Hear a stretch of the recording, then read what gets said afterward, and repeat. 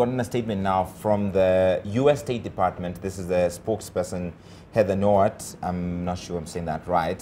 And Smriti, this is what the statement says. We've got it on your screen right now.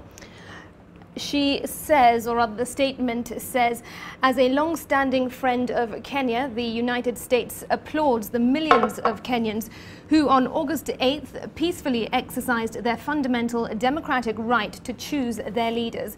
We welcome the statements made by international and domestic missions observing the Kenyan elections, which have contributed to transparency, integrity and public confidence in the electoral process. And the statement goes on to say, we urge all parties and the supporters to peacefully and patiently await the IEBC's announcement of official results, and the IEBC should be given an opportunity to complete its tallying. We also encourage the IEBC to continue communicating openly with the Kenyan public, and we welcome the IEBC's commitment to fully investigate any allegation of fraud with the engagement of all election stakeholders. And the statement goes on to say, if candidates dispute results, it is important that they do so in accordance with the Constitution and rule of law, and not through threats or acts of violence. We stand with Kenyans across the political spectrum, and we're working together to advance democracy, build prosperity and strengthen security in the great country.